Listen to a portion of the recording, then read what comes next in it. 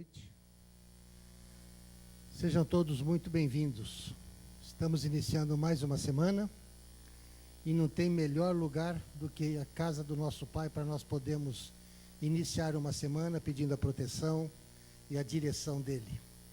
Apocalipse, capítulo 1, versículo 3 diz: Bem-aventurados aqueles que leem, aqueles que ouvem as palavras da profecia e guardam as coisas nela escritas, pois o tempo está próximo.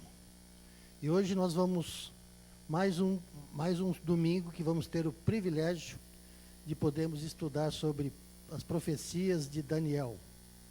O professor Alessandro, que esteve conosco há 15 dias, está hoje retornando, dando sequência ao estudo de Daniel conosco. Que Deus nos abençoe e que nós possamos sair daqui mais certo das revelações, daquilo que Deus tem preparado para o seu povo. Vamos orar, sentados mesmo. Pai amado, suplicamos a Tua bênção, suplicamos a Tua proteção e, acima de tudo, ao iniciarmos o nosso culto de adoração, imploramos que o Teu Santo Espírito esteja presente, que tudo que aqui for feito, Pai, seja para a Tua honra, para a Tua glória, e que tudo aquilo que aqui for feito esteja de acordo com a Tua santa e bendita vontade. Suplicamos a Tua bênção, o Teu perdão e a Tua proteção em nossas vidas hoje e sempre, em nome de Jesus. Amém, Senhor. Vamos ouvir as notícias da nossa igreja.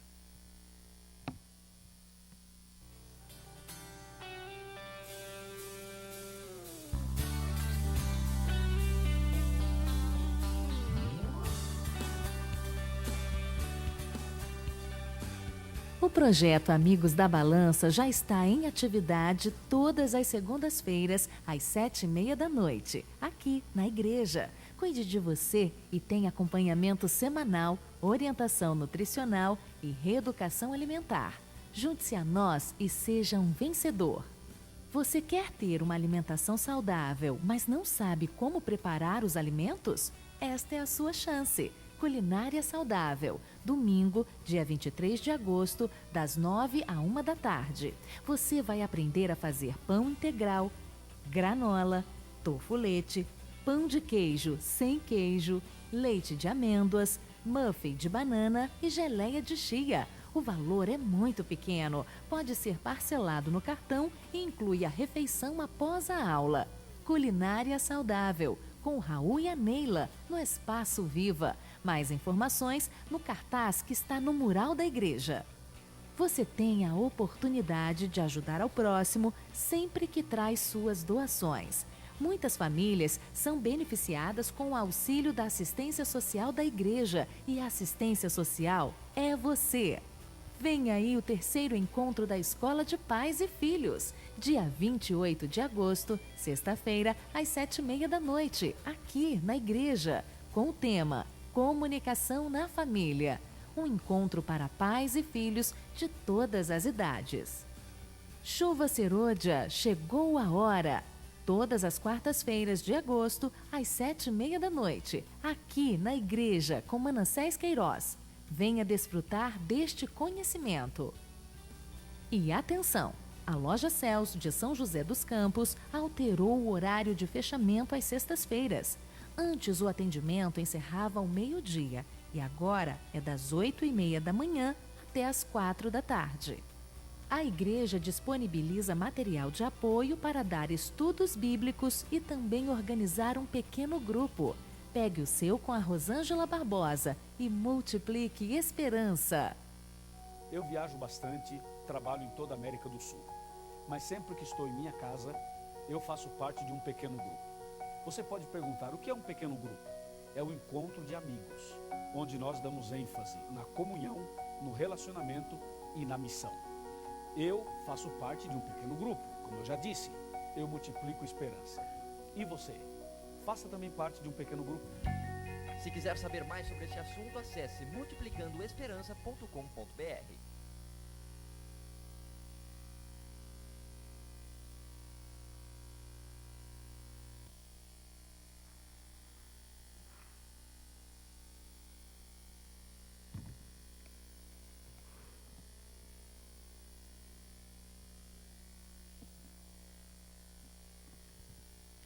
Mais uma vez, boa noite a todos.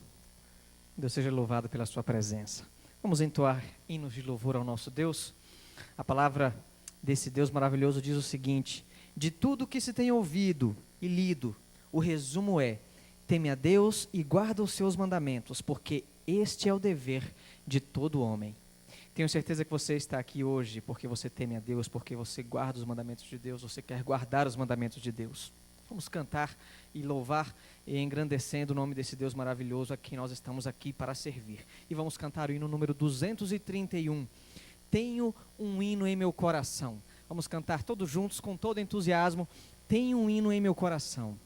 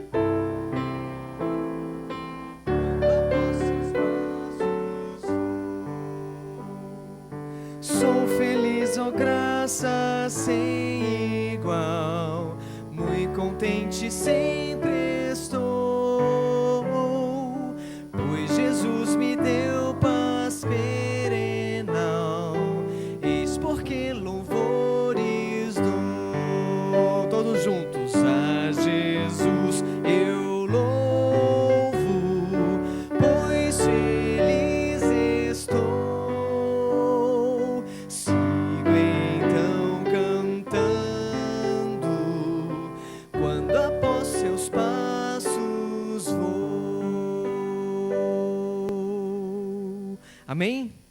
Abre o seu inário, hino número 298. Toma, ó Deus, em tua mão.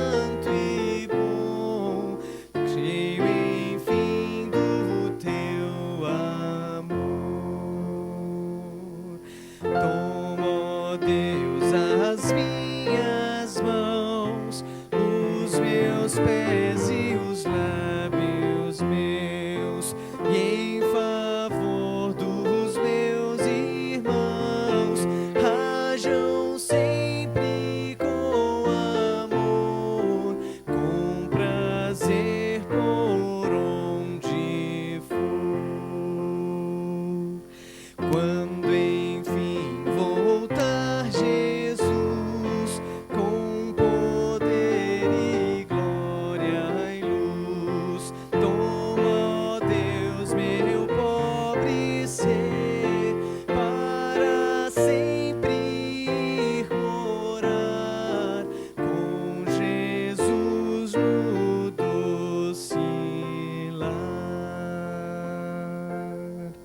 Deus seja louvado. E é dessa esperança que nós vamos cantar agora mais uma vez.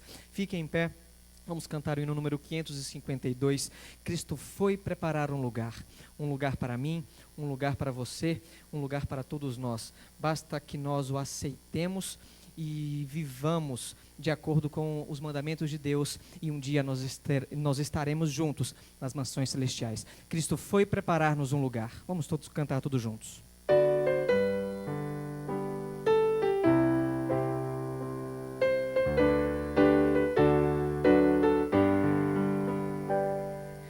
Cristo foi preparar um lugar na celeste morada do Pai, onde havemos de em breve chegar, e onde nunca o pecado nos trai. Lá no céu, Cristo foi preparar um lugar. Lá no céu, na celeste morada do Pai, estaremos ali com Jesus, desfrutando sem fim seu amor, inevene morada de luz, inefável jardim do Senhor. Lá no céu, estaremos ali com Jesus. Lá no céu, desfrutando sem fim seu amor. Nesse lar tão feliz e eternal, o pecado jamais há de entrar. Só a glória, pureza e prazer, com os salvos com Cristo hão de estar. Lá no céu,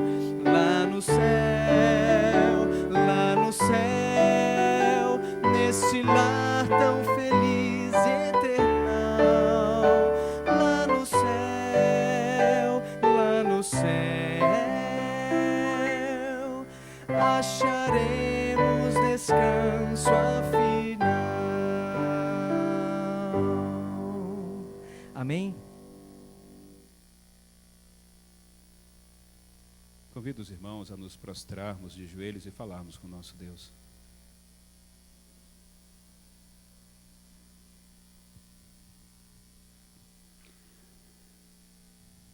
Querido Senhor Jesus, nosso amado Salvador, com alegria nós nos apresentamos a Ti nessa noite, Pai. Com coração transbordante de gratidão por saber que tudo que nós necessitamos o Senhor já cuidou, já providenciou, e podemos nos reunir agora com a mente descansada, com o espírito sossegado, em saber que tem alguém que nos ama e que está cuidando de nós. Querido Deus, nós cantamos agora da nossa grande expectativa de morar com o Senhor lá no céu. Por isso pedimos humildemente que o Senhor possa renovar em nós a esperança da salvação, e renova também em nosso coração, Senhor, a alegria de Te servirmos, para que as coisas deste mundo não ganhem lugar em nossa vida. Pelo contrário, possamos cada dia mais expandir a participação, o direito que o Senhor tem em nossas vidas, porque desejamos do fundo do coração ter a vida santificada, totalmente dirigida pelo Senhor. Querido Deus, nós conhecemos pelas profecias que tempos difíceis virão pela frente. À medida que a história do mundo avança, que o fim está chegando, sabemos das dificuldades que como povo teremos que enfrentar. Mas queremos Te pedir neste momento, Senhor, que o Senhor nos fortaleça. Fortaleça a nossa fé, fortaleça em nós a determinação de andar com o Senhor, para que mesmo em meio a provas e tribulações, nunca nenhum de nós aqui possa desistir. Pelo contrário, possamos cada dia mais nos apegarmos a Ti e, fortalecidos pelo Teu poder, ficarmos em pé até o dia que o Senhor Jesus vir nos buscar. Pedimos a Tua bênção também nessa noite, pela ministração da Tua palavra. Nós sabemos que o Senhor tem propósito para ela nessa noite, e que tudo se cumpra, Senhor, conforme a Tua boa vontade. Pedimos também que no decorrer dessa nova semana, o Senhor também continue a cuidar de todos nós, nos protegendo, nos guardando do mal, pois, Pai, nós vivemos em um mundo marcado pela violência, marcado pelas enfermidades, marcado por tragédias constantemente, e a nossa dependência é total do Senhor. Por isso, imploramos que o Senhor possa enviar teus anjos poderosos para nos guardar do mal, para que no próximo sábado nós tenhamos a alegria de estarmos aqui cultuando e celebrando o teu nome mais uma vez. Em nome de Jesus, nós imploramos, agradecidos. Amém.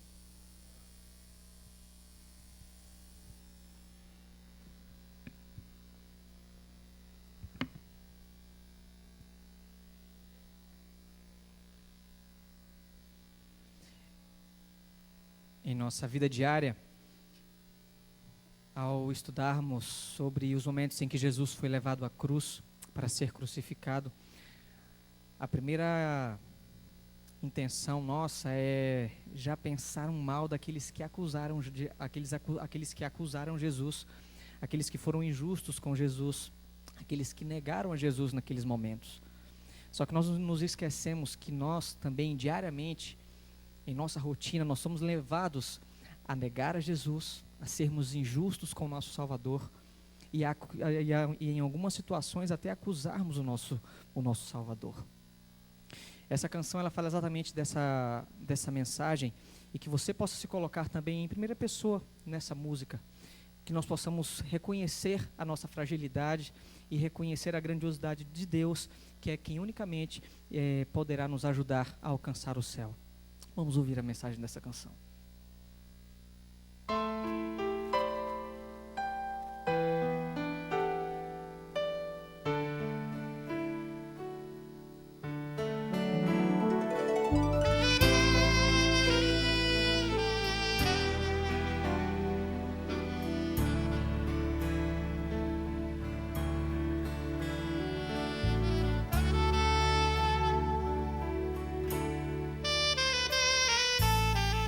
Sou aquele que insultou o Salvador,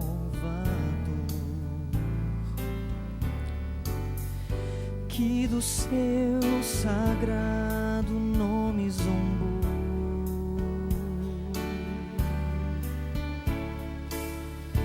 que se uniu à multidão a gritar: crucifica-o já. E com furor fiz vis acusações.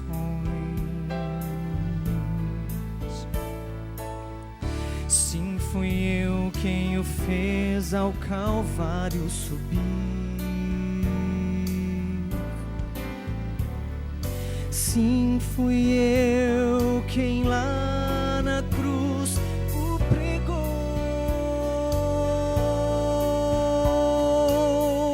que sem dó e sem pesar causou-lhe tão grande dor. Hoje ali ele diz: tu tens meu perdão. Quem é este homem afinal? Porque me ama assim? Eu que o fiz sofrer, ele não considerou. Sim, fui eu quem o acusou, causei-lhe tanta dor. Quem é este homem afinal, que lhe tem tanto amor?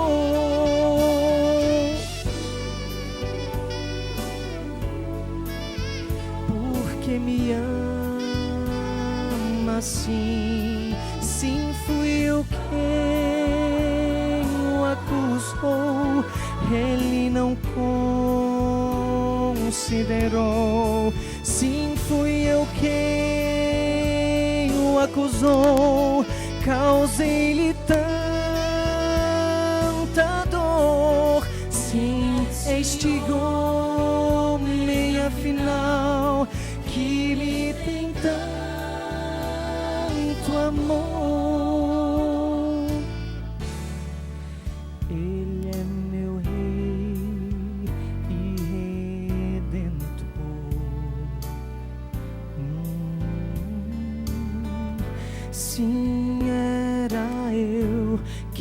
devia morrer.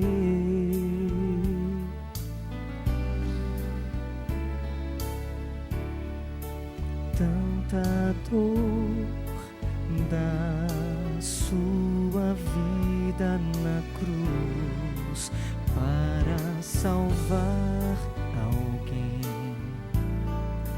Viu como eu.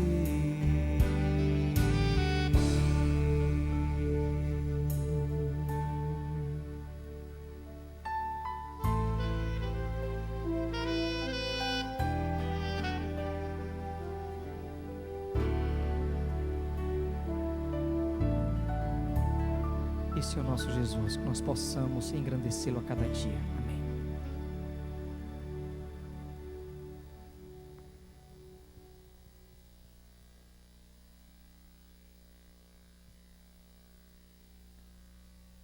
Eu quero saudar esta querida comunidade de irmãos, esta igreja, com a graça e a paz de nosso Senhor Jesus Cristo. Jesus, quando saúda a sua igreja, no livro de Apocalipse, capítulo 1, ele diz: graça e paz da parte do Pai, daquele que é, daquele que era, que há de vir, a graça e paz da parte do Espírito, graça e paz da parte de Jesus Cristo. Eu gosto dessas duas palavras, porque graça era a forma dos gregos se saudarem, e paz era a forma dos judeus se salvarem. E quando Cristo cumprimenta a igreja, ele a cumprimenta de uma forma que todos são saudados. Graça e paz. E quando a gente pensa nessas duas palavras, graça e paz, do que mais a gente precisa? Graça e paz da parte de Deus a mim e a você.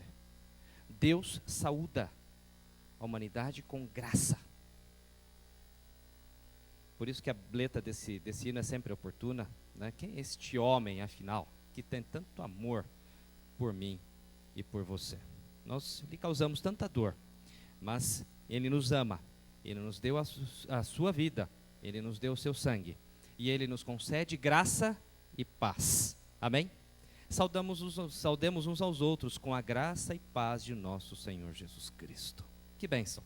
Que bênção podemos estar aqui para refletirmos, para pensarmos um pouco mais sobre as revelações proféticas de Deus a nós.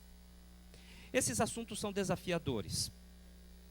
É possível que, ao ouvir este sermão ou este estudo, talvez seja melhor chamar de um estudo, você chegue a algumas conclusões, mas é possível que também você saia daqui com muitas perguntas. Seria isto algo ruim? Às vezes a gente acha que a gente tem que sair da igreja sempre com muitas certezas. Isso, e eu creio que quando a gente ouve a palavra de Deus, claro que a gente tem que sair com algumas certezas. Mas, como educador, como pedagogo, eu posso dizer com boa segurança que sair com perguntas também não é ruim. Pode ser que alguns irmãos já tenham um pouco mais de conhecimento bíblico. E para o que vamos considerar hoje, um conhecimento bíblico prévio, óbvio que é útil. Ele é útil. Como estamos fazendo aí alguns temas, nós não conseguimos entrar em tantas minúcias. Seria diferente, por exemplo, que a gente pegasse todo o livro, como, por exemplo, nós vemos no Novo Tempo, né? Indo capítulo a capítulo, o livro de Daniel, o livro de Apocalipse, de uma forma bem basilar. Já não é o nosso caso. Nós estamos procurando aqui fazer alguns estudos que vão com um pouco mais de profundidade à palavra de Deus. Tirando algumas lições que talvez não são aquelas tão comuns nos estudos bíblicos, aquelas lições já um pouco mais batidas, um pouco mais conhecidas dos irmãos de uma forma geral. Portanto, se nós temos aqui alguns irmãos que são novos na fé, ou que nos visitam, não se preocupe se você não compreender todo o conteúdo. Eu não tenho dúvida de que o Espírito Santo vai ajudá-lo a tirar alguma lição prática desse estudo. Eu também tenho me preocupado, agora eu vou pedir permissão para falar um pouco mais diretamente aos irmãos aqui em nossa igreja. Eu ouço muitas vezes o comentário: olha, nós precisamos pregar a Bíblia, fazer sermões, e nos lembrar das visitas. É claro que precisamos fazer isso. É claro que precisamos fazer isso. As visitas precisam vir aqui à igreja e sair alimentadas. Mas, se em cada culto que temos, nós consideramos as visitas e fazemos sermões um pouco mais superficiais, um pouco mais, que ficam ali na superficialidade da palavra de Deus, quando nós vamos alimentar a igreja efetivamente? Quando que nós vamos alimentar os irmãos, as pessoas que já têm um pouco mais de conhecimento? Então, eu sou um daqueles que defendem que nós devemos ter uma variedade nas formas de ensino, para que as visitas sejam alimentadas, para que os irmãos que estão aí há algum tempo, de uma forma mediana, digamos assim, na estatura cristã, sejam alimentados. E também para que os irmãos intelectuais da igreja sejam alimentados. É ou não é verdade? Nós perdemos muitas vezes irmãos intelectuais. Por quê? Porque não os alimentamos. Então, eu quero pedir licença à igreja hoje para falar de alguns pontos de uma forma um pouco mais direta. Em outros pontos nós vamos, quem sabe, explicar melhor, vamos gastar um pouco mais de tempo. Pode ser assim? Mas, de qualquer forma, a primeira coisa que nós precisamos combinar é que você vai fazer o máximo de esforço possível para ficar atento. Eu tenho dito por aí. Essa semana eu fiz uma palestra para os alunos de terceiro ano do ensino médio, no colégio que trabalho, falando alguma coisa sobre, sobre profecias para eles. E eu estava dizendo para eles que estudar a Bíblia é algo para pessoas inteligentes. E estudar a Bíblia torna as pessoas inteligentes. Estudar a Bíblia requer raciocínio do mais profundo. A Bíblia desenvolve o intelecto. Por isso, nós precisamos nos concentrar. Mas no mundo com tanta informação, com tanto colorido, com tantas luzes, a nossa mente tem sido destreinada. E eu acho que tem alguém por trás disso com um propósito, não é? Mas nós precisamos aqui, como povo de Deus, na casa de Deus, treinar a nossa mente para compreender as coisas profundas e às vezes, por que não dizer, complexas da palavra de Deus também. Vamos à Bíblia. Hoje nós vamos estabelecer uma relação, mais uma relação tipológica entre o livro de Daniel e o livro de Apocalipse, entre a época de Daniel e os tempos de hoje. Eu quero que você abra a sua Bíblia primeiro no livro de Apocalipse, no capítulo 12 de Apocalipse. Capítulo 12 de Apocalipse. Na última vez em que estivemos aqui, há cerca de 15 dias, 2 semanas praticamente, nós falamos algo sobre a parte central do livro de Daniel. Nós vimos ali os aspectos do ministério de Jesus no centro de Daniel. Os capítulos 7, 8 e 9. E nós falamos aqui um pouco que o livro de Daniel, ele está escrito de uma forma, como se fosse um X, um quiasmo, em que o cerne, o conteúdo mais importante fica no meio. Assim também está o livro do Apocalipse. E quando vamos ali ao capítulo 12, 13, nós encontramos uma unidade temática que está no meio, está no centro da profecia bíblica, que fala do cerne do conflito entre Deus e seu inimigo, Satanás. E entre aqueles que se colocam ao lado de Deus, o povo de Deus, e também as armas do inimigo, os reinos, as armas políticas do inimigo. Então, indo a Apocalipse 12, nós encontramos aqui alguns elementos. Obviamente não dá para ler todo o capítulo, eu vou destacar os elementos.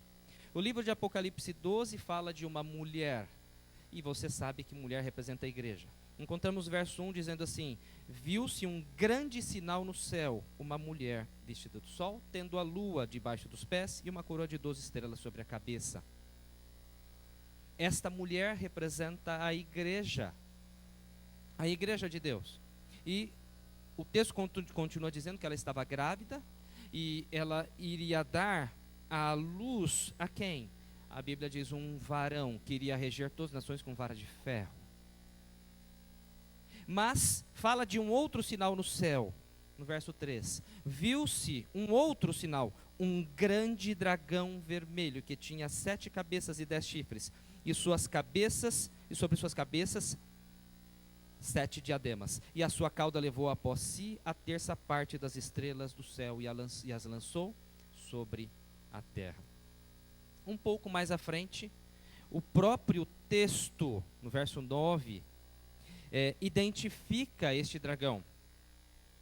O dragão, a antiga serpente que se chama Diabo e Satanás, que engana todo mundo, ele foi precipitado na terra e os seus anjos foram lançados com ele.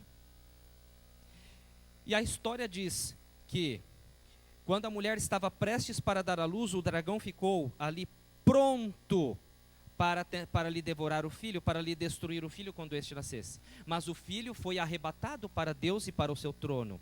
De quem o texto está falando? De quem o texto está falando? De Jesus Cristo. E Jesus, depois aqui é identificado como Miguel.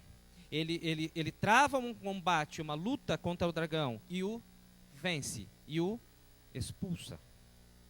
Mas, o que eu quero destacar desse texto? Após perseguir a igreja, tentar destruir Jesus, o dragão agora empreende uma outra tarefa. Ele empreende uma outra tarefa. Leia comigo o verso 17. Diz assim: então o dragão irou-se contra a mulher e foi fazer guerra aos demais filhos dela, os que guardam os mandamentos de Deus e mantêm o testemunho de Jesus. Eles são chamados de restante, um remanescente. Vejam a sequência. O dragão, Satanás, persegue a igreja, o povo de Deus. Tenta destruir a Cristo. E tendo empreendido essa tarefa sem sucesso, agora ele volta-se para destruir a quem? O remanescente. E se sua Bíblia combina com a minha, ela vai terminar dizendo, no verso 18, que o dragão parou sobre a areia do mar. Algumas versões bíblicas deixam essa frase para o capítulo 13, verso 1. E o dragão parou sobre a areia do mar. O que o dragão foi fazer lá na areia do mar? O intento dele era perseguir a quem? O remanescente. O remanescente, o povo de Deus. E ele para sobre a areia do mar. Só que o capítulo 13, ele é bem conhecido dos adventistas que já estudaram a Bíblia. O capítulo 13 começa dizendo assim: e vi subir do mar uma besta que tinha 10 chifres e 7 cabeças, e sobre os seus chifres 10 diademas, e sobre as suas cabeças um nome de blasfêmia. E depois dá uma descrição dessa besta. A besta que vi era semelhante ao leopardo, e os seus pés como os de urso, e a sua boca como a de leão. O dragão deu-lhe o seu poder, o seu trono e grande autoridade. Depois disso, uma de suas cabeças foi como que golpeada de morte. Mas depois ela foi o quê? Curada. E todo mundo, todas as pessoas se maravilharam com as suas ações, com o que ela fazia. As pessoas adoravam essa besta. Agora notem, o dragão estava na areia do mar esperando o quê? Surgir o quê? Este poder. Porque através deste poder, ele iria realizar os seus intentos. E depois, um pouco mais à frente, o capítulo 13, vai falar de uma outra besta, um outro poder. Verso 11.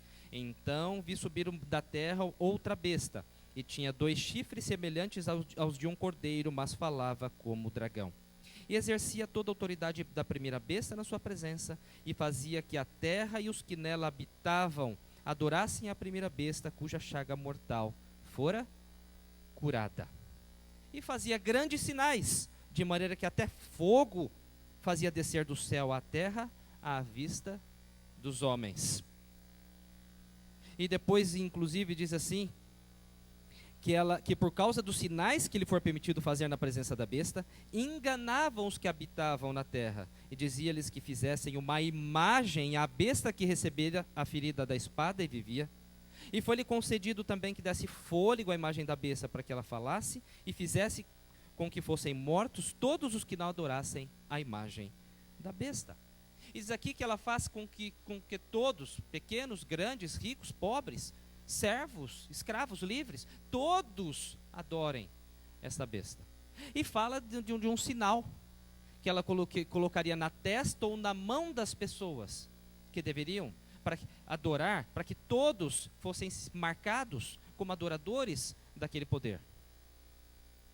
E para finalizar este quadro, depois nós vamos entendê-lo um pouco melhor, no verso 17 diz assim: para que ninguém pudesse comprar ou vender, senão aquele que tivesse o sinal, ou o nome da besta, ou o número do seu nome. E diz então, aqui há sabedoria.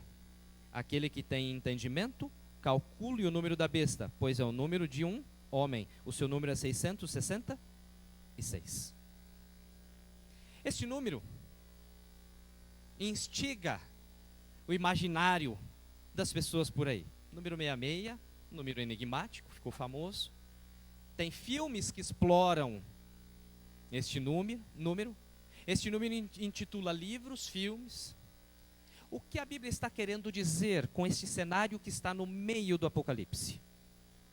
Alguns elementos desta visão geral nós já conhecemos. Alguns deles nós já até explicamos aqui. Mas uma coisa que é importante a gente salientar é que muitas vezes a gente estuda o capítulo 12 de forma separada do capítulo 13, quando no fundo eles são uma unidade temática.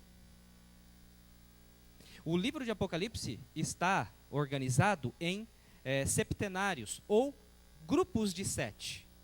E aqui é um grupo de 7. Nós temos um quadro, nós temos ali uma parte com 7 grandes sinais, começando pela mulher. E nós só podemos entender tudo que Deus quer dizer para a gente com essa profecia, primeiro, se nós entendemos esses 2 capítulos de forma reunida. O dragão, ele para sobre a areia do mar, esperando o quê? Surgir 2 outros poderes. E agora, com esses 2 outros poderes, ele forma o quê? Uma trindade. Contra quem ele guerreia? Contra uma trindade, a trindade divina. A trindade divina.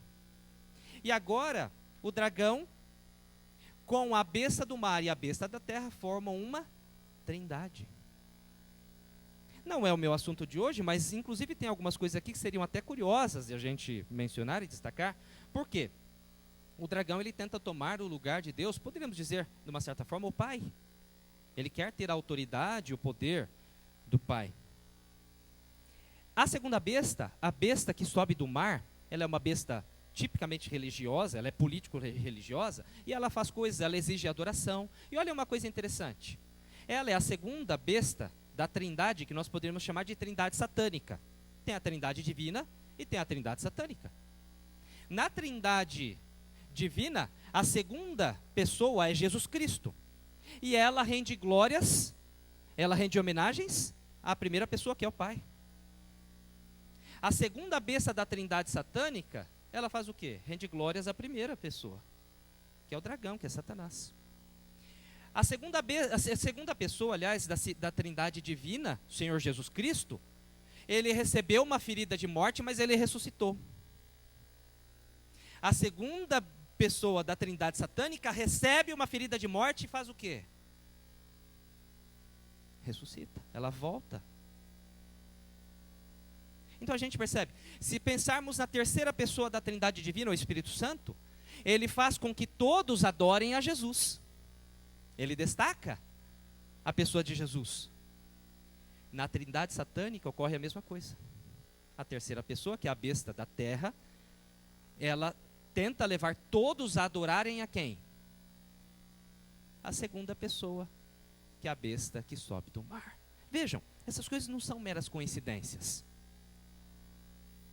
O desejo, a tentativa de Satanás de imitar, de tomar o lugar de Deus, é tão doentia que em tudo ele se parece.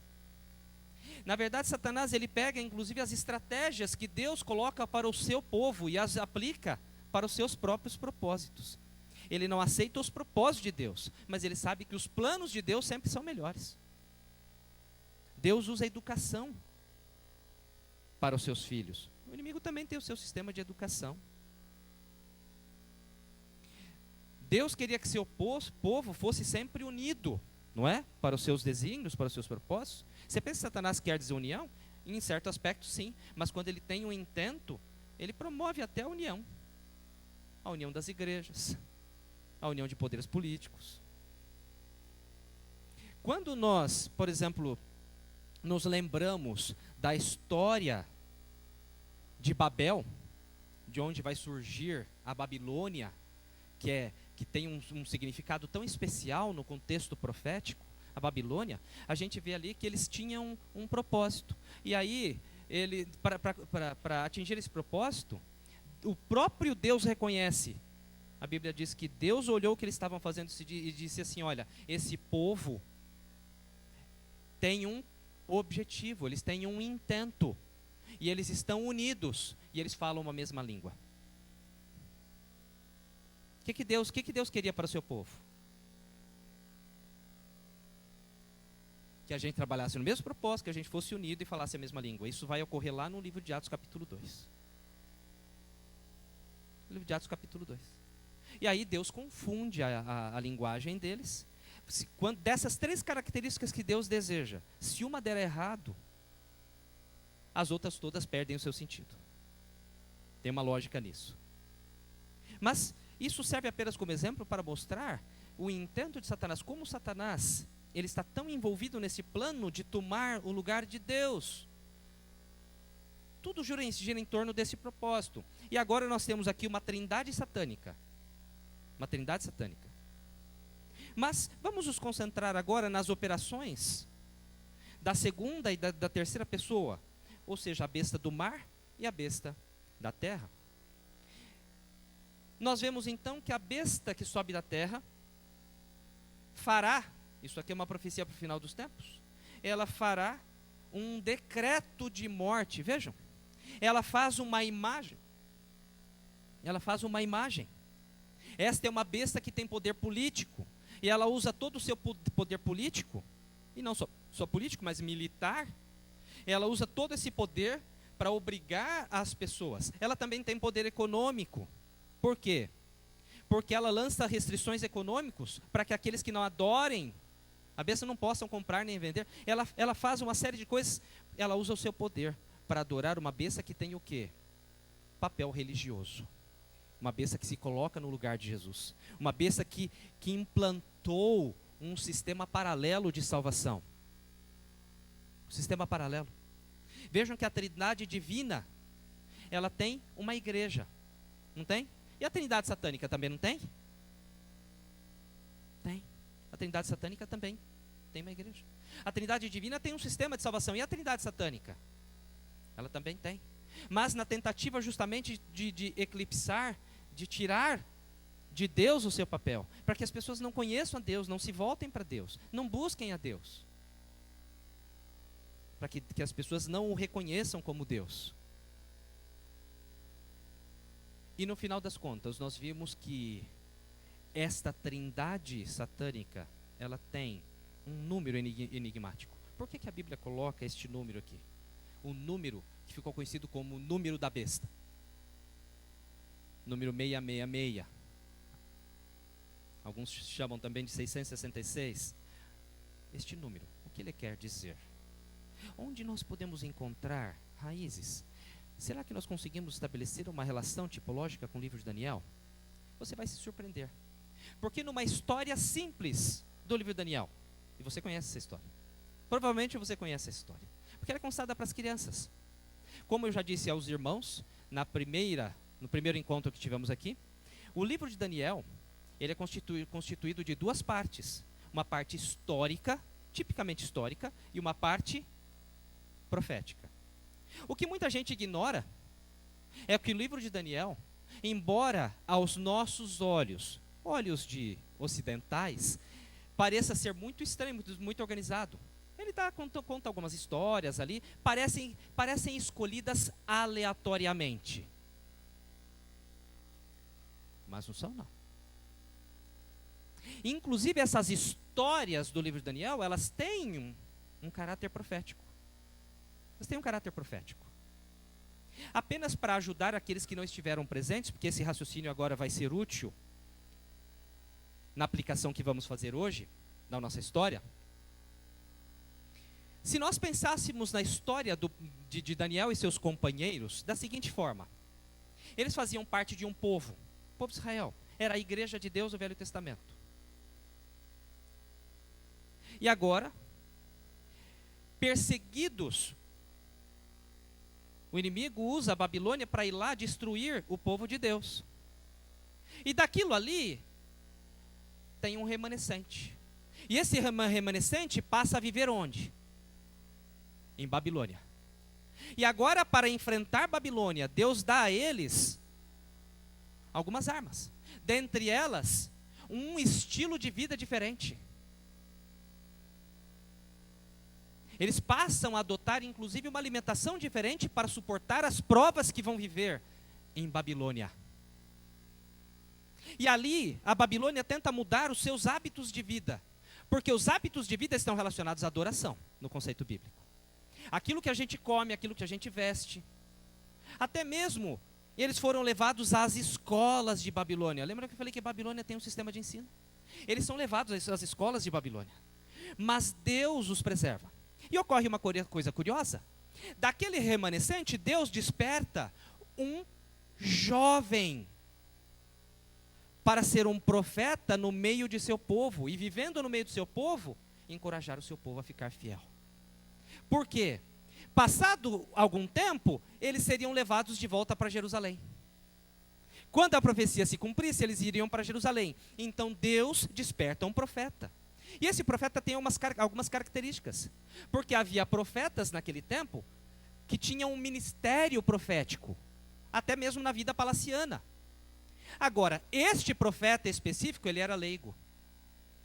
Ele não era um profeta de exercício de profissão. E embora ele também tenha feito profecias para o futuro, Deus lhe tenha dado profecias, para o seu tempo ele foi um profeta mais interpretativo do que preditivo. Para o seu tempo. Você já começou a fazer um monte de links aí ou não? A história de Daniel e seus companheiros não parece a nossa história? Nós somos um remanescente de uma igreja que foi perseguida. Por causa do quê? Porque dos mandamentos de Deus. E a história do capítulo 13, 12 e 13 de Apocalipse é essa história. É o lado da história que mostra os bastidores de como o inimigo vai perseguir o povo de Deus, de como... Agora, abra sua Bíblia em Daniel capítulo 3. Daniel capítulo 3. Quem conhece aí a sequência histórica do livro de Daniel, já identificou qual é a história. De qual história nós vamos falar hoje? Vamos tirar algumas lições. Daniel capítulo 3.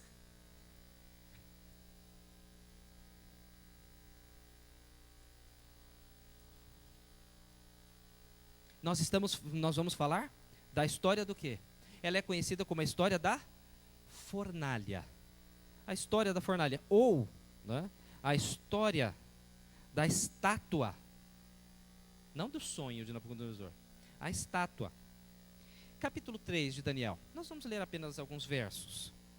Vamos começar pelo verso 1. O rei Nabucodonosor fez uma estátua de ouro, cuja altura era de 60 côvados e a largura de 6 côvados. Levantou-a no campo de Dura, na província de Babilônia. Então a história diz que o rei Nabucodonosor mandou ajuntar todos os seus oficiais, todas as pessoas importantes, os representantes dos reinos dominados por ele em seu império. Todos estavam ali, deveriam estar ali. Uma coisa curiosa nessa história é que Daniel não estava ali. Ele era um oficial do rei. A Bíblia não explica o porquê. Alguns teólogos sugerem que Nabucodonosor, tendo saído ali, né, dos limites da cidade, que a cidade era mudada, ali a sede do seu governo, saiu do palácio. E naquela época eles eram muito suscetíveis, né, a tentativas, né, de usurpação de trono. Ele deixou Daniel porque era o homem da sua confiança. Outros já dizem que a essa altura Daniel e o rei já tinham tido a experiência do capítulo 2. E o rei sabia que Daniel não se inclinaria, tinha respeito, admiração, inclusive era um homem utilíssimo no seu governo, o poupou. Não sei. Mas Daniel não estava ali. Mas foram levados para essa situação 3 companheiros dele. E Nabucodonosor fez uma grande estátua, convocou todos os seus oficiais. E quando estavam ali todos reunidos, e você pode imaginar a pompa daquele evento. Os melhores músicos compunham ali uma grande orquestra.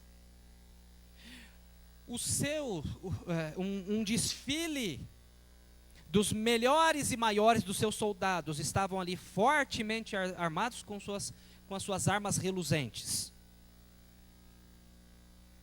E para deixar o cenário mais convincente, ele também deixou ali já acesa uma fornalha. Alguns pensam que essa fornalha foi usada inclusive para a ereção da própria estátua. Sabemos que aquela região é rica em petróleo. E até hoje, se a gente fosse usar alguns slides aqui, eu mostraria para os irmãos, até hoje tem ali alguns homens que trabalham cozendo tijolos, né, com fornalhas movidas a petróleo. E ali dava então para ver, né, para ouvir o crepitar da fornalha ali acesa. E a Bíblia então nos diz no verso 4: então o arauto apregava em alta voz: ordena-se a vós, povos, nações e gente de todas as línguas, quando ouvirdes o som da trombeta, do pífaro, da harpa, da cítara, do saltério, da gaita de foles, de toda sorte de música, vos prostrareis e adorareis a imagem de ouro que o rei Nabucodonosor levantou. Qualquer que não se prostrar e não adorar será na mesma hora lançado na fornalha de fogo ardente. Eu não vou ler todos os textos da história, porque eu imagino que você a conheça. Você sabe que na hora que a música tocou, o que a massa de gente fez? Se prostrou? Se prostrou. Uma parte daqueles homens, talvez a maior parte, adorava aquele sistema religioso. Mas no meio de toda aquela massa, quantas pessoas ficaram em pé? Quantas pessoas ficaram em pé? 3 pessoas. Quem eram essas 3 pessoas? Os 3 amigos de Daniel. Quais eram os nomes hebraicos deles? Misael, Ananias e Azarias. Apenas aqueles 3 homens ficaram em pé. Eu faço uma pergunta para você. Será que eles eram os únicos judeus que estavam ali? Provavelmente não. Provavelmente não. Mas aqueles 3 homens ficaram em pé. E eles foram desafiados. E dedo duro nunca falta, não é? O povo de Deus é perseguido. E tinha alguns homens ali que já eram invejosos dele, de Daniel. Logo se apresentaram para o rei e falaram: rei, tem gente aí desafiando você. Rei, tem gente aí que não se dobrou.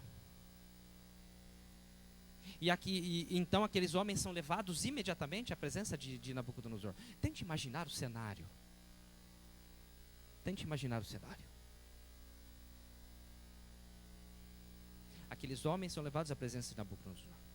E você sabe que eles permaneceram fiéis. O que eu quero destacar neste momento? Qual era o significado deste evento? O que representava aquela estátua? Alguns dizem assim: no capítulo 2, Nabucodonosor teve um sonho.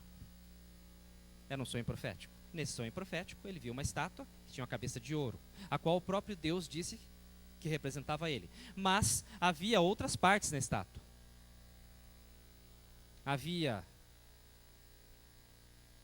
aqui o peito e os braços de prata, o ventre de cobre, as pernas de ferro e depois os pés de ferro misturado com barro, que representariam os reinos, a sucessão de reinos até o final dos tempos, quando viria uma pedra lançada sem auxílio de mãos e tomaria toda a terra. E alguns dizem assim: Nabucodonosor, no seu orgulho,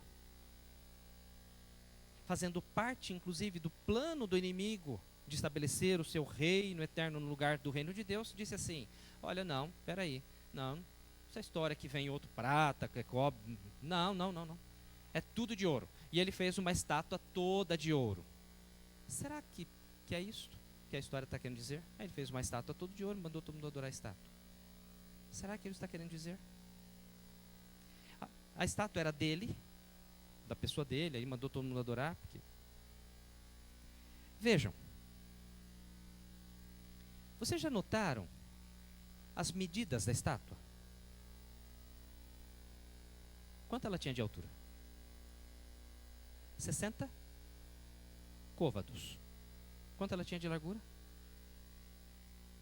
6 côvados. Nós temos a dezena 60 e temos a unidade 6. A gente já tem 66. A gente está chegando perto de um número que a gente acabou de ver no Apocalipse, não está? A gente tem 66. Os babilônios eram extremamente dedicados a uma série de estudos e que eles relacionavam às suas religiões. E eles tinham também um panteão de deuses.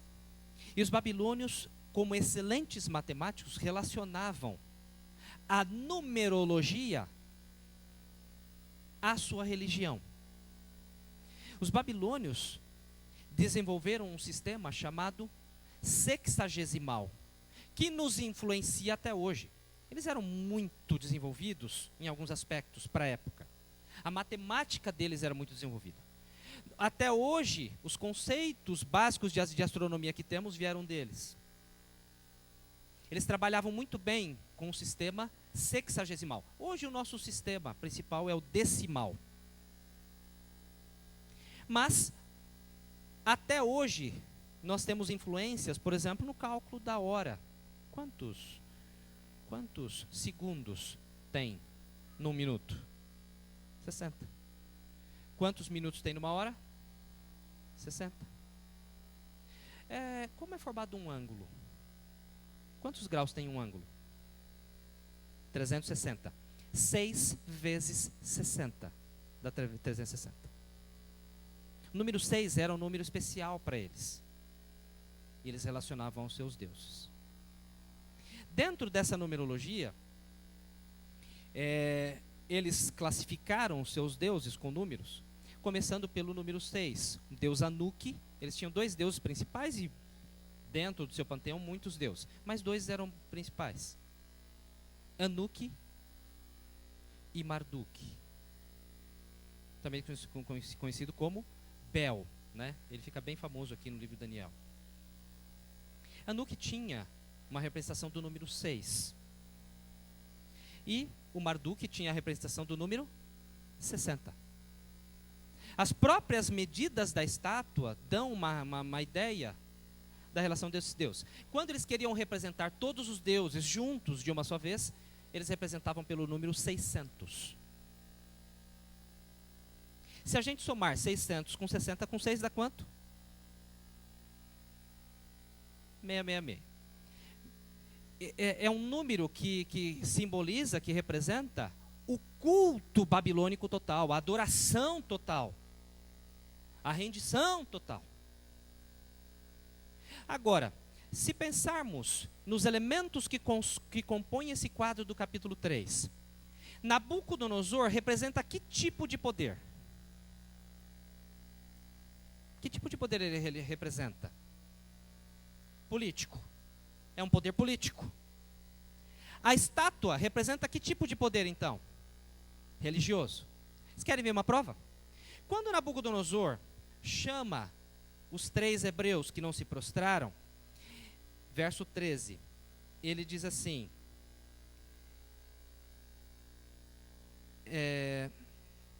então Nabucodonosor, com ira e com furor, mandou chamar Sadraque, Mesaque e Abidnego, de forma que estes homens foram levados à presença do rei.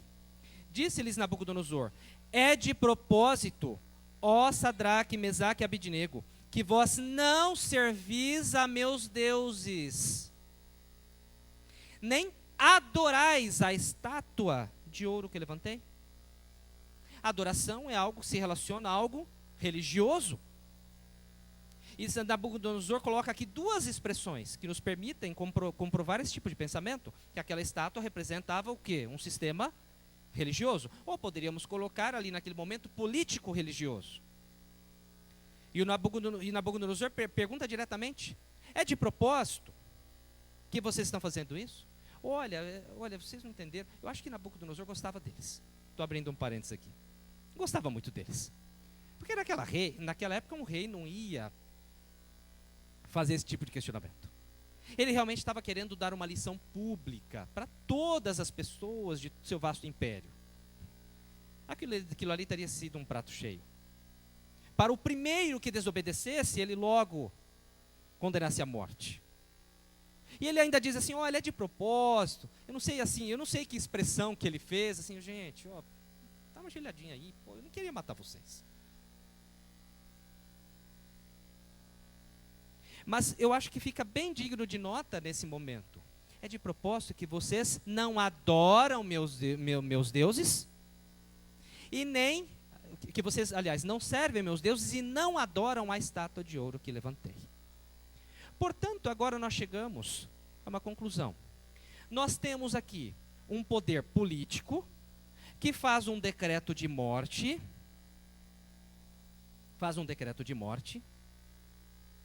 forçando todas as pessoas a adorar o quê? Um poder religioso que tenta tomar o lugar do verdadeiro Deus. Isso parece com a história de Apocalipse 13 ou não? Com certeza. E ainda nós vamos além. Por quê?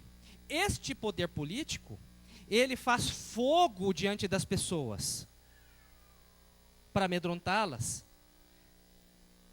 E lá em Apocalipse 13, nós vemos que a segunda besta faz fogo descer diante dos homens,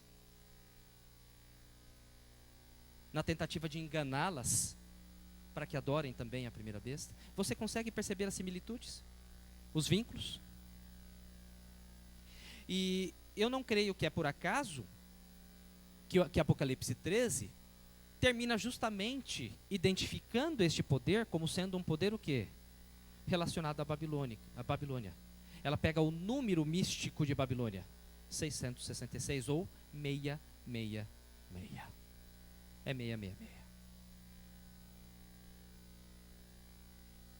Podemos ainda tirar algumas lições, ou pelo menos pensar nas implicações deste número. O texto bíblico diz que este número, que nós devemos, a Bíblia nos desafia. Tem coisa que a Bíblia não dá ao conhecimento humano, tem coisa que Deus revela e tem coisa que Deus explica. Tem coisas que a gente não deve se atrever a tentar entender, porque elas são apenas reveladas, não são explicadas. Mas o curioso é que neste momento aqui, o livro do Apocalipse nos desafia a tentar entender esse número enigmático. Olha, quem tem sabedoria, calcule o número da besta, porque é número de um homem. Aí eu quero convidar os irmãos à prudência. Por quê? Em alguns ensinos tradicionais, às vezes a gente procura realmente relacionar este número a uma pessoa que exerce um poder, que a gente sabe que está ligado a este poder. Então, não é incomum alguns, por exemplo, dizerem que este número religioso, que este número é o número do líder, daquela pessoa. Mas, um olhar cuidadoso ao texto bíblico original, está escrito lá, é número de homem. Não está, não é? Não está. Nós temos pastores aqui que podem me ajudar se eu me enganar. É número de homem, é número de humanidade. Qual é o desejo que está por trás de Babilônia? É o desejo que Satanás teve no céu e que implantou no ser humano. Quando a gente vai lá na origem de Babilônia, quando chega lá na Torre de Babel, que tem é uma história que também tem um significado muito importante na história bíblica. Por quê? Porque aqueles homens diziam assim, olha, após o dilúvio, nós vamos fazer uma torre para a memória do nosso nome. Quando eu era garoto, eu fui ensinado que eles queriam fazer uma torre bem alta, porque eles tinham medo da chuva de novo. Falou, se der um dilúvio de novo, a gente sobe na torre e aí estamos fora. Mas hoje, depois de estudar e um pouquinho, de ler um pouquinho da história do mundo, da arqueologia, eu compreendo que na realidade eles não eram tão bobinhos assim não. Eles não eram tão simplistas achando que eles faziam uma torre que ia passar das nuvens e lá em cima eles iam ficar. A humanidade faz torres muito altas hoje, não faz? Mas a gente não chegou nas nuvens ainda não, com toda a tecnologia que a gente tem.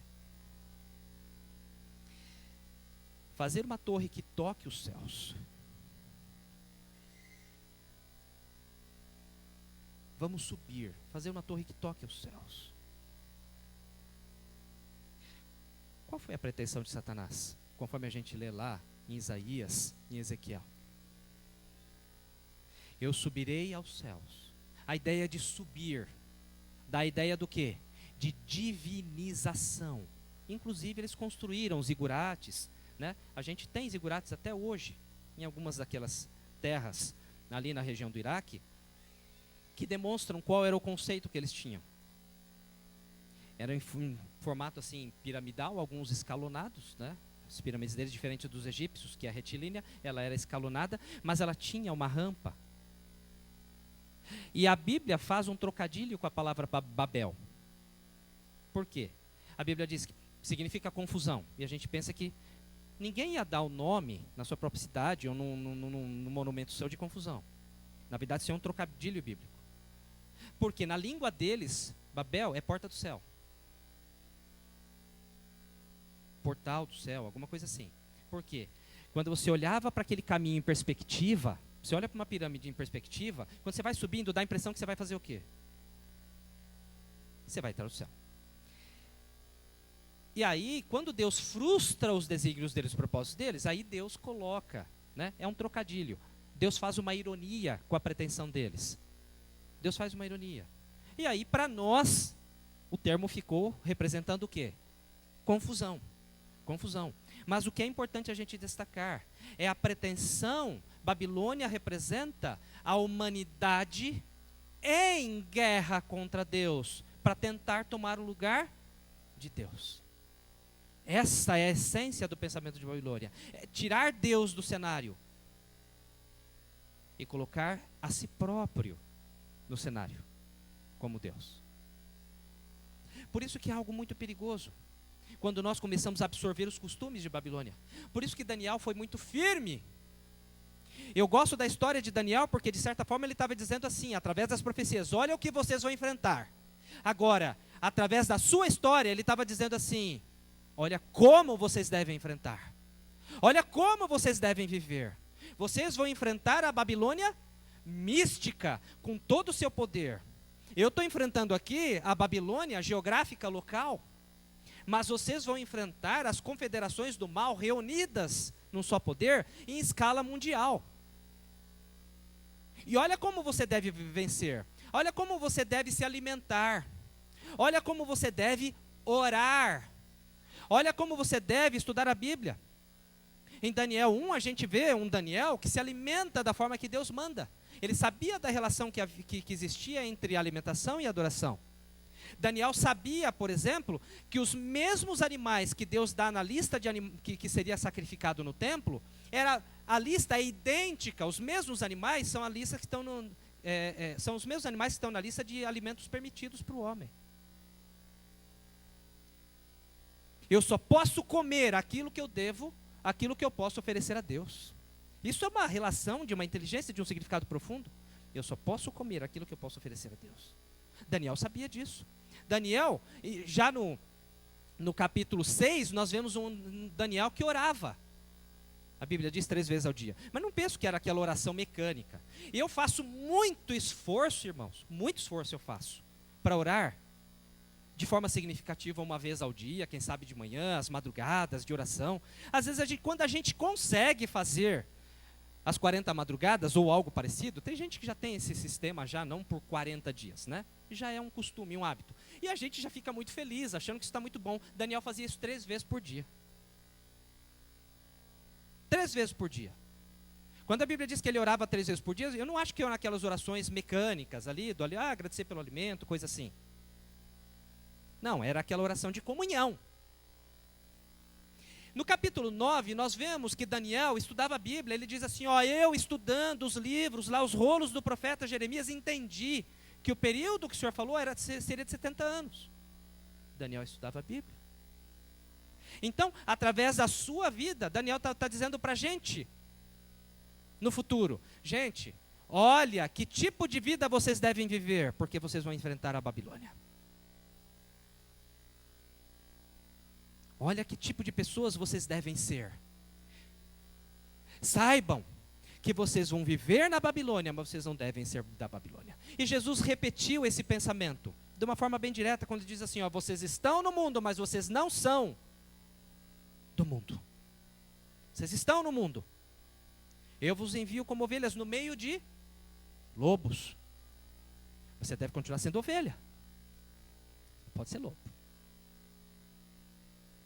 Vejam que lição a gente pode tirar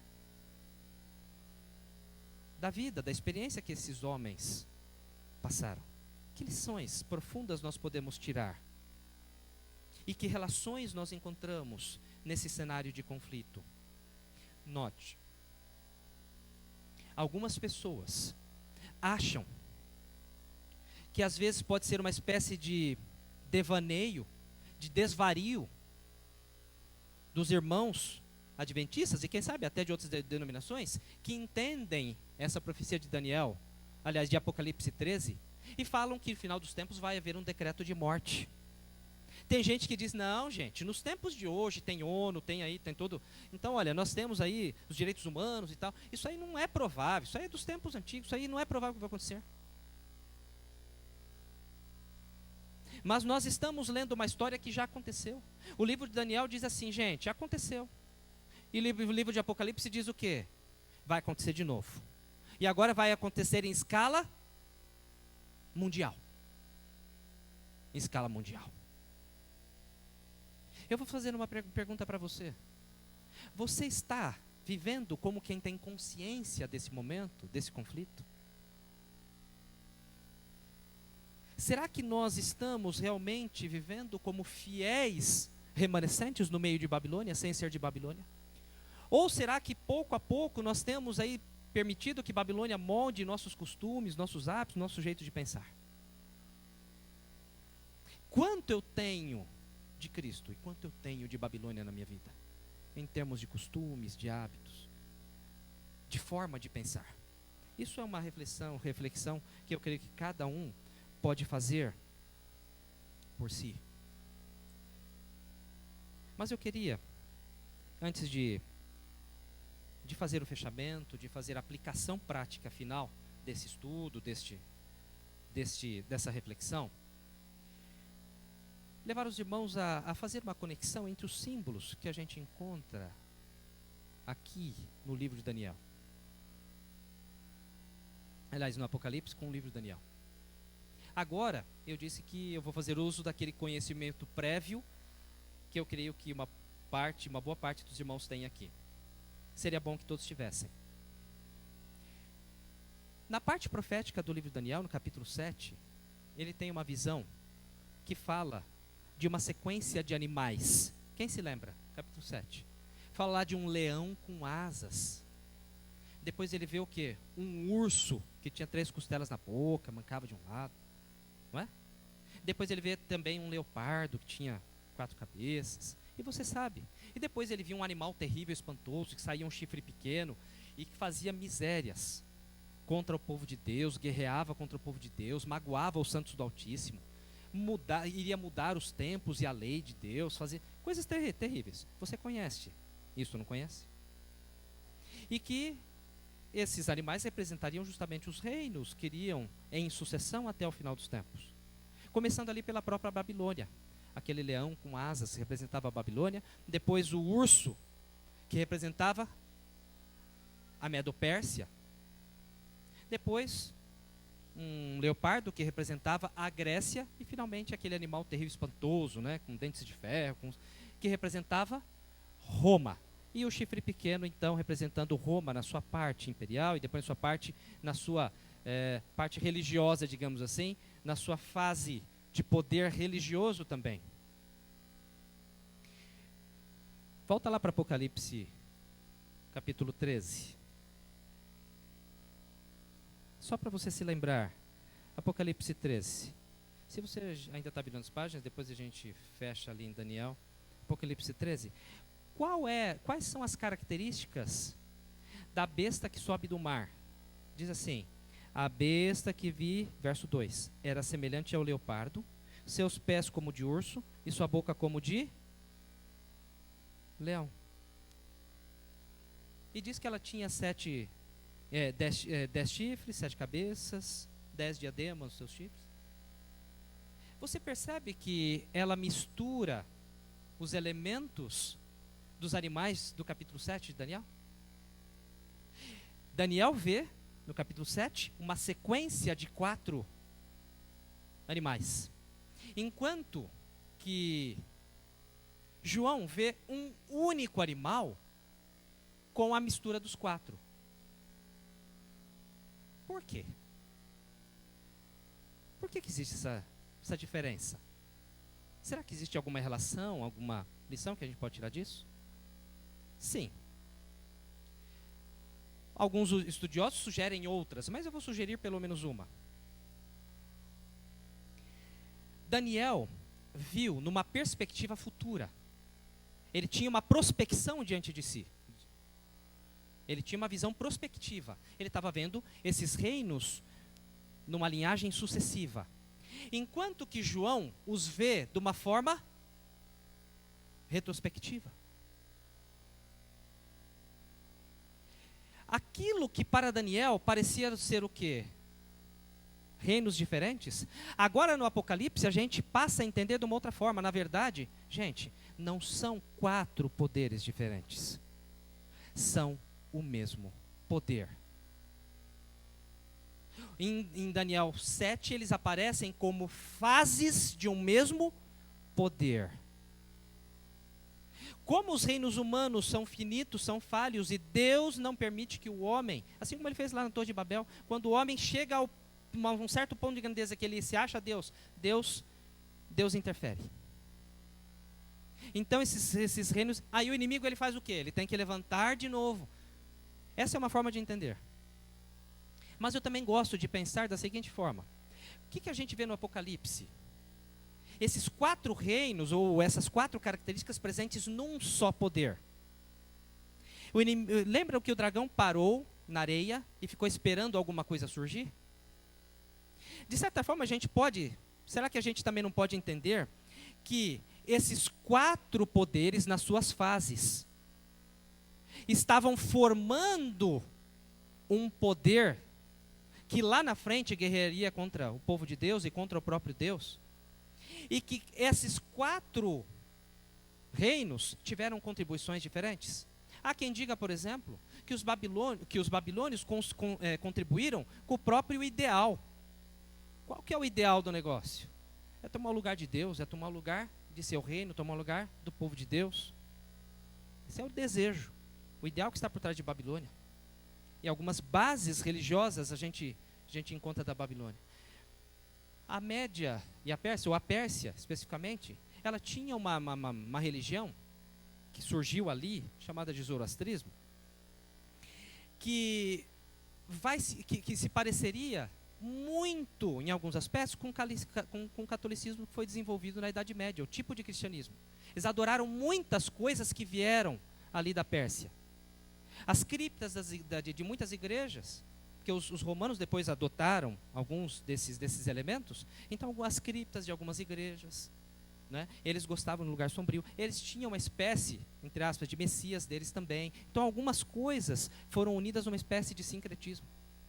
Depois os gregos deram o quê? A filosofia, a base filosófica, o arcabouço filosófico. Na Idade Média, o cristianismo que a gente tem ali, que se desvia da Bíblia, se desvia dos propósitos de Deus, e vai beber de onde? Vai beber de onde? Vai beber da filosofia grega. E vai montar um sistema teológico baseado no quê? Numa lente grega de interpretar a Bíblia. Uma lente grega. E finalmente vem o poder romano, dando o quê? A estrutura política. Dando o quê? A estrutura, inclusive viária, com todos os seus... o poder romano vem e dá essa estrutura. E a gente sabe que depois, o que a Bíblia chama de chifre pequeno, é nada mais nada menos que um líder cristão, que se sentou no lugar do quê? De quem? Do imperador romano. Vocês percebem então que de repente esse poder que aparece lá em Apocalipse nada mais é do que a somatória de todos esses poderes? Com uma contribuição o quê? Do propósito, da religião, da filosofia e da estrutura política. É isso que a gente vê formado, agora pronto, lá no Apocalipse. E para fechar o negócio, aí aparece um novo poder mundial. Um novo poder mundial.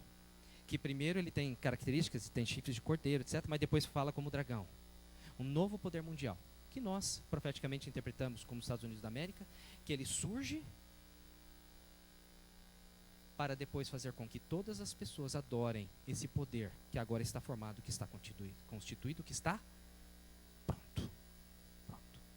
É isso, meu irmão e minha irmã, que nós enfrentamos hoje. Eu creio que de certa forma nós já enfrentamos esse poder. Mas a Bíblia diz que vai chegar um tempo em que nós não enfrentaremos esse poder apenas da forma que enfrentamos hoje, ideologicamente. Não. A Bíblia diz que nós vamos enfrentar um decreto de morte desse poder. Agora, se você quiser, você abre a Bíblia. Se você preferir, apenas preste atenção em mim. Voltando para Daniel 3 para a gente fechar. Lá estavam aqueles 3 hebreus enfrentando a Babilônia da época, enfrentando um poder político-religioso que fez um decreto de morte. E eles ficaram fiéis a Deus, porque eles tinham certeza, eles tinham fé que Deus os livraria, certo? Você concorda comigo? Eles ficaram fiéis a Deus, porque eles tinham certeza, Deus vai nos livrar. Então, nós vamos ficar fiéis. É isso que você pensa? Não. Quando eles foram levados na presença do rei, o rei diz, olha, gente, olha, como eu gosto muito de vocês, vou dar uma chance para vocês. Eu vou pedir para a orquestra tocar de novo. De repente vocês ficaram distraídos, né? Ficaram distraídos, não prestaram atenção, então vocês não se ajoelharam. Então eu vou tocar a música de novo. Certo? Combinado. O que eles responderam? Rei, não perca tempo. Eu estou colocando a minha linguagem agora. Rei, não perca tempo. Não perca tempo. Responderam Sadraque, Mesaque e Abidnego ao rei Nabucodonosor. Não te necessitamos responder a respeito deste negócio. Se formos lançados na fornalha de fogo ardente, o nosso Deus, a quem nós servimos, pode livrar-nos dela, e ele nos livrará da tua mão, ó rei. Se não, fica sabendo, ó rei, que não serviremos a teus deuses, nem adoraremos a estátua de ouro que levantaste. E eu me arrepio quando eu leio essa história. Às vezes eu fico com vergonha de mim mesmo quando eu leio essa história. Porque a minha obediência, a minha fidelidade a Deus, muitas vezes tem sido condicional. Quando está tudo bem, Deus me abençoa, está tudo certo, aí eu fico fiel a Deus. Quando eu tenho certeza de que Deus vai me livrar, eu fico fiel a Deus. Isso não é fidelidade. Porque fidelidade condicional é infidelidade. Fidelidade, conceitualmente, tem que ser incondicional. Se eu não estou desempregado, está tudo certo, aí eu devolvo minhas ofertas, meu dízimo, eu guardo o sábado. Mas quando eu passo por algum problema, não, olha, mas também vou passar fome, irmão. Esses homens colocaram a sua vida no altar do sacrifício. Eles disseram, rei, o nosso Deus pode nos livrar. Eles tinham essa concepção. Deus tem poder, você não é nada diante de Deus. Seus deuses não são nada. Eles são falsos. O meu Deus é o Deus verdadeiro. Ele tem todo o poder no céu e na terra. E Ele pode me livrar se Ele quiser. Mas rei, fica sabendo. Se não, olha o se não. Se não, se Deus não me livrar, se Deus não nos livrar, nós não ajoelharemos diante da estátua que o Senhor fez. A Bíblia diz então que Nabucodonosor, que até esse momento, eu acredito, Nabucodonosor estava tentando ser bonzinho ali, ele não queria ficar mal diante, ele não queria estragar a sua honra diante do seu povo, mas também não queria sacrificar aqueles jovens fiéis. Agora Nabucodonosor, diz a Bíblia, ficou cheio de ira e de furor, e mandou que imediatamente eles fossem lançados na fornalha, aquecida agora, muito mais aquecida,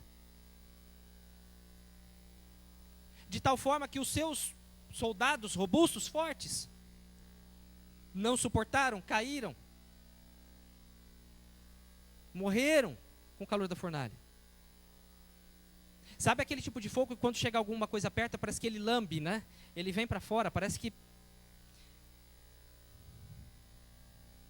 E de repente, você sabe da história, Nabucodonosor, ele estranha algo, porque algo foge ao seu entendimento. Ele olha lá dentro e ele vê o quê? Pessoas passeando dentro do fogo. Quantas pessoas ele viu? Você sabe da história, ele viu 4. E um deles era semelhante ao quê? Ao Filho dos Deuses. O Senhor Jesus Cristo estava lá, irmãos. O Senhor Jesus Cristo estava lá. Mas o que às vezes me aterroriza nessa história, pense comigo o seguinte: ali está o fogo, você está se aproximando do fogo. Depois que você já está em contato com o fogo e você percebe que ele não está te queimando, é uma coisa. Agora imagine até o momento em que isso acontece. No teu pensamento, aquele fogo vai fazer o que com você? Ele vai te queimar, ele vai te consumir. Você consegue entender isso? A disposição daqueles jovens de morrerem pelo que eles acreditavam, de morrerem pelo Deus que eles amavam, sem se preocupar em compreender. A gente fica às vezes questionando Deus em coisas que nós... Irmãos, por que Deus não me livrou? Por que Deus não curou o meu filho? Por que Deus não salvou o meu marido? Por que Deus não tirou meu pai do leito de dor? Aqueles jovens ficaram parando para pensar assim: por que Deus não livrou? Por que Deus não fez? Por que Deus não... Eu não sei os porquês, mas eu sei que Ele é Deus. Eu não sei os porquês, mas eu sei que Ele é Deus. E se Ele é Deus, Ele sabe os porquês. Quem tem que saber os porquês é Ele. Um dia, quem sabe, Ele pode me explicar os porquês. Mas agora eu sei que Ele é Deus. É isso que eu sei. E aqueles jovens foram lançados. Mas você conhece o final da história? Eles foram libertos por Deus. Mas a história revela o nome de homens e mulheres que não foram libertos por Deus. E o Apocalipse fala que nesse final dos tempos, depois a gente vai ver ali Apocalipse, os capítulos subsequentes, até o ponto que no capítulo 15, simbolicamente, né, as almas ou as pessoas que estão lá no altar de Deus clamam: Senhor, até quando? Até quando o sangue dos justos será derramado? O Apocalipse deixa claro que nós teremos um novo período de martírio no final dos tempos. Mas a grande lição que você pode levar para a tua vida hoje é uma promessa de Deus no livro de Apocalipse: ser fiel. Até onde? Até a morte. E dar-te-ei a coroa da vida. Seja fiel até a morte. Irmãos, eu não cheguei nem perto da morte. E quantas vezes eu tenho sido infiel? Mas com a graça de nosso Senhor Jesus Cristo, com o poder que Ele está oferecendo a nós, que está disponível a nós hoje, nós podemos nos tornar essas pessoas fiéis. Eu quero desafiar você agora, convidá-lo a se preparar, não apenas para a volta de Jesus. A gente fala muito isso. Não. Eu quero que você esteja preparado para testemunhar por Jesus na sua vida diária hoje. Não é se preparar para a volta de Jesus. Jesus não vai nem voltar se eu não testemunhar. Para mim, pelo menos, não é? Eu quero convidá-lo neste momento a orar, a fazer uma prece. pedindo que Deus lhe ajude a ser fiel. Nós não precisamos temer este poder. Nós não precisamos temer morrer por causa desse poder. Meus irmãos, o que nós precisamos temer é desobedecer a Deus. É isso que nós precisamos ter medo.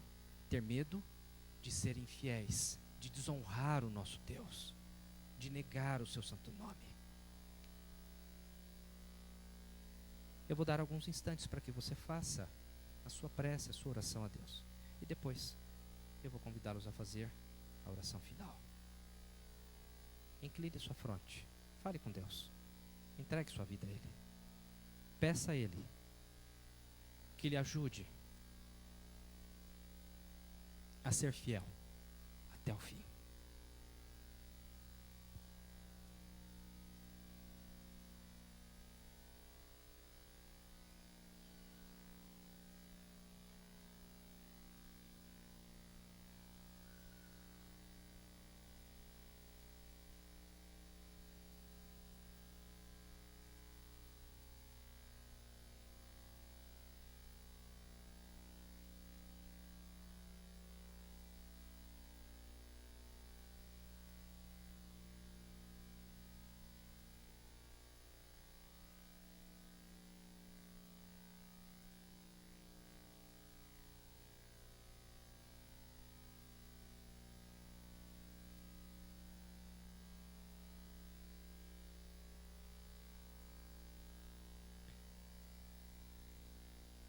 Senhor nosso Deus, estes teus filhos que aqui estão em oração, ó Pai, porque a tua palavra penetrou o nosso íntimo e mexeu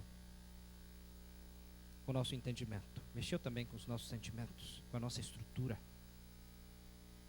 também mexeu com a nossa consciência e nos fez perceber, Senhor, que estamos vivendo muitas vezes com os olhos fechados à realidade espiritual que o Senhor nos deu a conhecer. Através das profecias, ó Pai, o Senhor desvendou diante de seu povo os bastidores da controvérsia que ocorre cada dia neste mundo, da guerra, o grande conflito, nos mostrando, Senhor, que existe uma realidade invisível por trás da realidade visível e que nós fazemos parte dela. E que as nossas escolhas nos colocam de um lado ou de outro do conflito. E nós muitas vezes temos vivido, Senhor, como se essa realidade não fosse real. Nós temos vivido, Senhor, acomodados ao sistema dominante deste mundo, a Babilônia, que hoje, Senhor, é filosófica, é política, é religiosa, é econômica. Mas ajuda-nos, Senhor, a tomar consciência de que nós somos o fiel remanescente de Deus, ou devemos ser. Ajuda-nos, Senhor, a tomar consciência de que devemos ser os Daniéis de hoje, um povo profético, que tem uma mensagem profética para anunciar e para viver. Ajuda-nos, ó Pai. Desperta-nos. Ajuda-nos a compreender o nosso papel e a viver segundo o teu propósito para as nossas vidas. E ajuda-nos, ó Pai, porque temos sido tão falhos. Pedimos perdão, Senhor, pelos momentos que te negamos, pelos momentos, Senhor, que fomos infiéis, que racionalizamos, Senhor, as tuas ordens e fizemos do nosso jeito, em que fugimos, Senhor, do campo de batalha e te negamos o nome. Ajuda-nos a ficar fiéis nas tentações e nas provações. Caso caiamos, Senhor, porque somos falhos, ajuda-nos a tomar logo consciência e ajuda-nos, Senhor, a recomeçar e que não venhamos desistir e recomeçar tantas vezes e aprendermos a cada dia a ser fiéis a Ti. Ajuda-nos, Senhor, a usar as armas que nós temos ao nosso dispor, as quais teu servo Daniel exemplificou na sua vida, tendo uma alimentação saudável, seguindo o teu plano para nós, orando e estudando a tua palavra sistematicamente, para que assim possamos estar fortalecidos, preparados contra os dardos inflamados do inimigo, Senhor, e também contra a oposição que vamos enfrentar, que já enfrentamos, mas vamos enfrentar de uma forma extrema como nunca ocorreu na história da humanidade, Senhor, para que possamos ficar fiéis a Ti, para que possamos Te adorar como Deus verdadeiro. Nós louvamos e bendizemos o Teu nome pelos momentos que passamos aqui, e que esses momentos possam servir também para desafiar e para estimular o nosso interesse, para estudarmos mais a Tua palavra. Agora despede-nos com a Tua paz, que possamos, Senhor, desde agora, por toda essa semana, praticar o que nós aprendemos aqui. Nós rogamos essas bênçãos em nome de Jesus, o nosso Senhor e Salvador, que prometeu que estaria conosco todos os dias até a consumação dos séculos. Amém. Que Deus te abençoe e guarde, que Deus lhe dê a sua paz. Foi um prazer enorme estar com os irmãos aqui e receber a atenção de vocês. Muito obrigado. Muito obrigado, professor, pela sua disposição. Desejamos a todos uma ótima noite, uma semana de paz, de bênçãos. E pela graça de Deus, nos encontramos na próxima quarta-feira, às 19h30. Que Deus abençoe a cada um. Uma boa semana a todos.